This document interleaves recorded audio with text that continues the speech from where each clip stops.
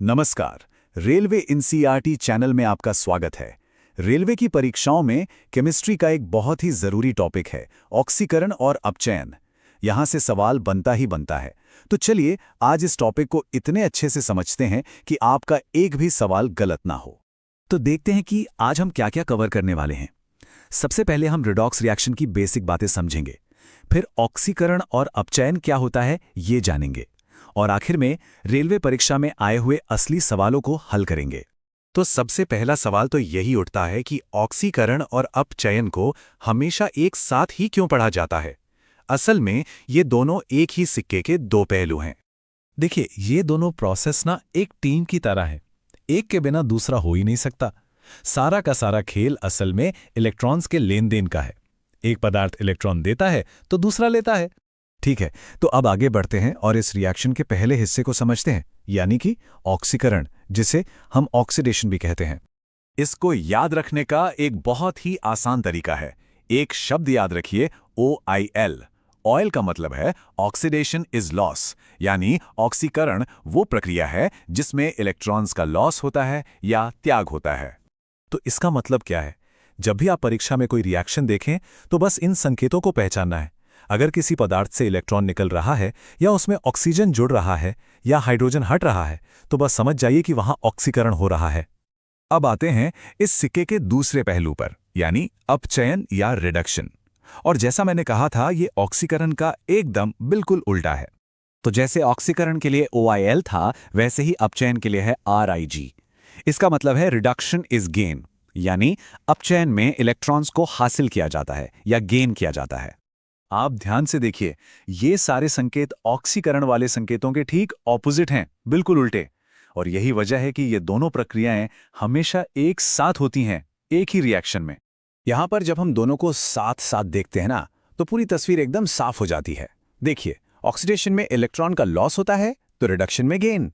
एक में ऑक्सीजन जुड़ता है तो दूसरे से ऑक्सीजन हटता है। परफेक्ट मिरर इमेज हैं ये दोनों। चलिए, थ्योरी तो काफी हो गई, अब असल बात पर आते हैं।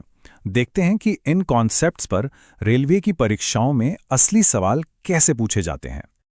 ये देखिए, रेलवे परीक्षा में आया हुआ एक टिपिकल सवाल। हमने जो नियम अभी अभी डिस्कस किए हैं उनको दिमाग में रखिए और सोचिए यहां किसका ऑक्सीकरण हो रहा है।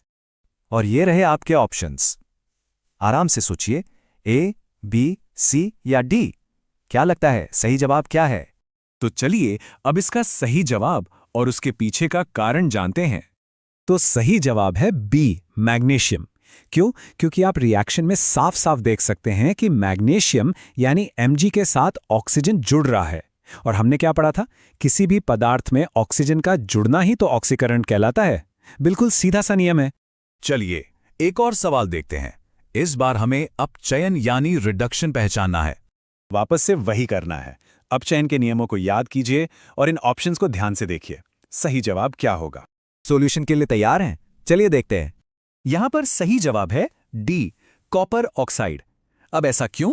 क्योंकि कॉपर ऑक्साइड CuO से ऑक्सीजन निकल जाता है और वो सिर्फ कॉपर Cu बन जाता है। और किसी पदार्थ से ऑक्सीजन का हटना, वही तो अपचयन है। ये क्लासिक उदाहरण है। चलिए अब फटाफट से सारे जरूरी पॉइंट्स को एक बार रिवाइज कर लेते हैं, ताकि परीक्षा के समय आपको सब कुछ अच्छे से याद रहे। तो बस ये सिंपल से नियम याद रखने हैं। सबसे जरूरी है ऑयल रिग।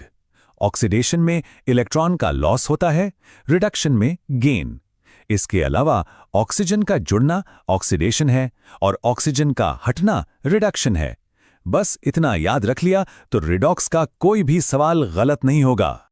अच्छा, जाने से पहले एक आखिरी सवाल आपके लिए। हम सब जानते हैं कि लोहे में जंग लगना एक तरह का ऑक्सीकरण है। तो अब आप बताइए, जो नियम हमने सीखे हैं उनके हिसाब से इस प्रोसेस में लोहे के साथ क्या जुड़ता है? इस पर जरूर सोचना। अपनी तैयारी जारी रखिए। शुभकामनाएं।